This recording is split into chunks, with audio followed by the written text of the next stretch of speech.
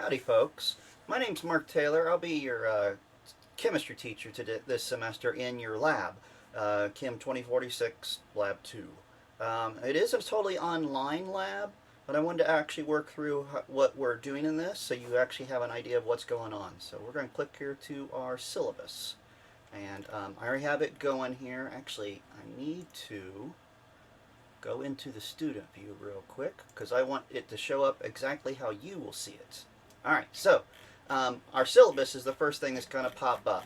And the syllabus is laying out generally how things are going to go. So it does say it's totally online. And right now it does say office hours is on email. I'm going to show you how we're going to be doing that through Zoom here in just a second. And the syllabus will be updated. It's just going to say Zoom. But you won't actually have to do anything with Zoom over here in the tabs. To get the office hours, you're going to do it through the calendar. Alright, so our various different lab sections are set up. We do have some true online simulations. You do have a few labs where you're going to actually do stuff in your own house. So you're going to cook in your house. It is kitchen chemistry, so you actually really are cooking. And then we have some actual demos. Now, what's interesting, how I have it currently set up, you only need to do 3 of the demos. Now, that's kind of misleading. What I'm doing is I'm giving you 3 extra demos to fill in with any one of these other categories. So if you're in a position where you can't do 3 kitchen chemistry labs, you can do 1 or even 3 more demos to replace those. And I'm doing the same thing because I know the Labster requires a decent high-speed internet access, and the demos can replace that. And the demos are YouTube videos, but they generally take a little bit less bandwidth than the Labster simulations. So just some flexibility. You can imagine these 16 labs, you get 3 drops. I might have to make adjustments to how Canvas does that later on, but that is the plan, is allow one of those 3 of those, any one of these 3 to drop, and then any one of the other 3 to replace it. Okay, office hours. I want to show you how you're going to do that in this class. To schedule an office hour, you will just click here where it says calendar, and you're going to hit find appointment.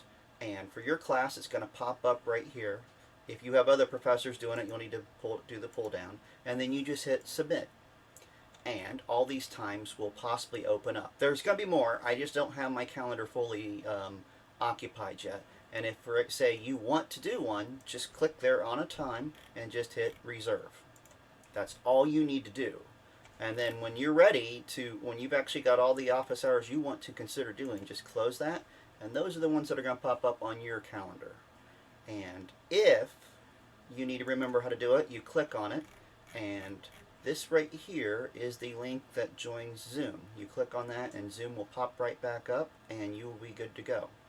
Now, if something happens and you need to unregister that, just hit the unreserve right there and that'll open up that spot for another person. It's not a big deal if you forget. I get that that's going to happen. If it becomes a major problem with any one individual, we'll talk to that one individual. But that's how we're going to do office hours.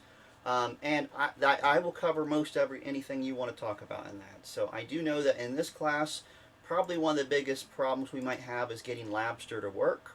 And I do know that many of you are tech savvy enough you can probably figure it out on your own.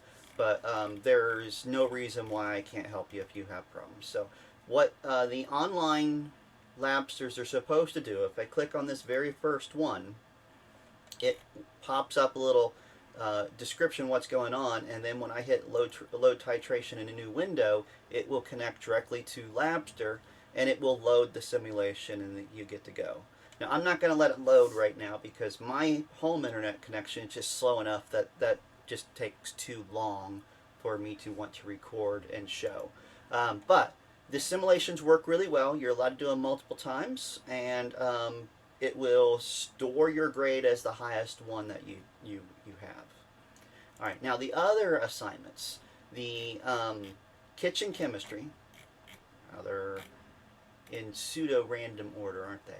If you click on one of these, and all the chemistry labs actually say the same thing, all the kitchen chemistry, and the actual labs brings you to a list of kitchen chemistry labs.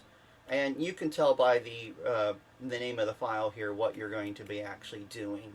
And I do know some of the popular ones are like the 30-second microwave cake, and I think there's a cookie one is here. If you had me for Chem 1 and you already did some of these, feel free to do others. But if you want to do the exact same one again, feel free to do the exact same one. I see one that I'm surprised that's there. I'll have to fix this. That one's not supposed to be there, and I think the sherbet was one that doesn't actually work. So I'm going to clear those up here in the next hour or so. Alright, back on assignments. Along with those, we actually also have some demos. And let's see, one of the first demos is this actually, no, it's this one right here. It's the third one. So it's a series of videos, and it's really me working through and then me showing you how to do the calculations. And then your requirement, or what you're going to be turning in, is complete the pre-lab questions from the top of the data sheet. And the data sheet is found right there.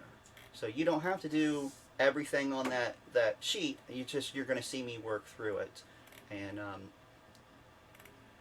that should be nice and fun. And then when you hit submit, it is just asking for a file. And it can be just about anything, or in this case, since it is just asking for those answers, it can be text entry. But just submit that and you're good to go. Now, the due dates in this entire class, so every due date you have is not a hard due date. I don't want you to view it that way. I do realize that this class being 1 credit hour, there is plenty of flexibility of when things are due and need to be finished. So as long as everything's done by the end of the semester, we'll be all good. Now I say that, and ironically, here we are the weekend before the semester actually starts, and I already have, I opened this class on Monday, I believe. I already have 3 students that have turned stuff in, and 1 student's totally done with the kitchen chemistry, so feel free to do it early if you want.